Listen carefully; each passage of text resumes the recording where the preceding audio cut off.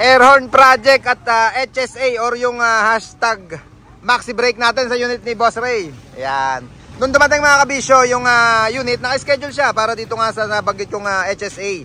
Pero nung chinek ni Andy, meron naman palang nakakabit. Nangyayari talaga mga kabisyo at lagi naman na binabanggit ko, karamihan ng truck meron nakakabit na ganito.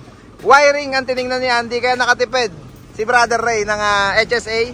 Naayos na ni Andy, gumagana na Andy. Check mo nga. Busin naman tayo dali.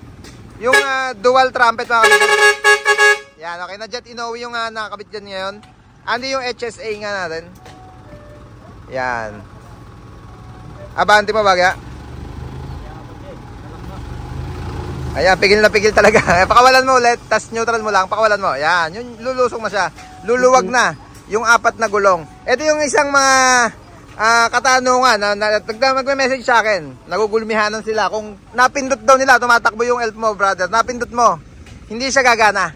Hindi siya gagana. Sa hinto lang siya gumagana. Kaya number 1 doon sa nangyari na yan, na pinaliwanag ko. Safe ang unit mga kabisyo. Kasi original naman, ng setup ng Japan, merong ganito talaga.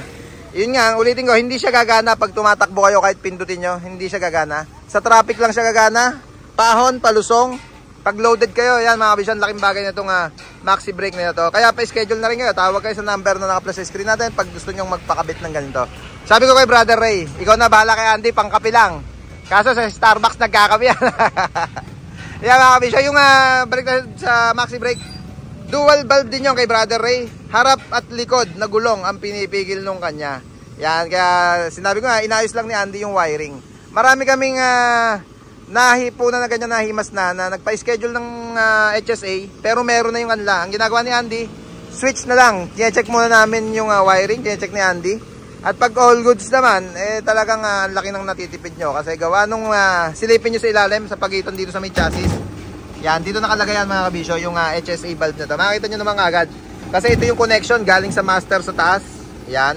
Ito naman yung papuntang tubo sa likod at harap na preno. Pagka meron, at check nyo yung switch. Original pa yung switch, Andy. Silipin ko nga. Samba. Ito, HSA mga kabisyo. Ayan. Try nyo, tabakan nyo yung preno. Pindutin nyo to. Pag ayaw gumana, baka meron lang hindi nakakonect doon sa ilalim. Pag naman hindi nyo madali, si Andy na bahala nyan. Pa-schedule dito sa Baluarte natin.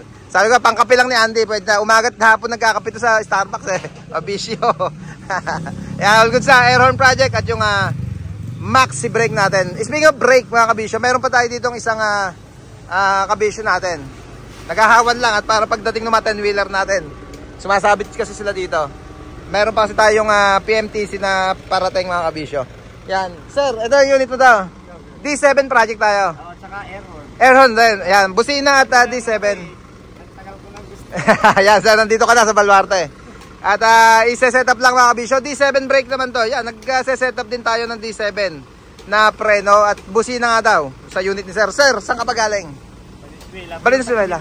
Mindoro talaga ang lugar. Ayun. Oriental Mindoro pero Valenzuela na uwi si sir. Close ban ang project natin, D7. At yung kay Brother Ray, okay na.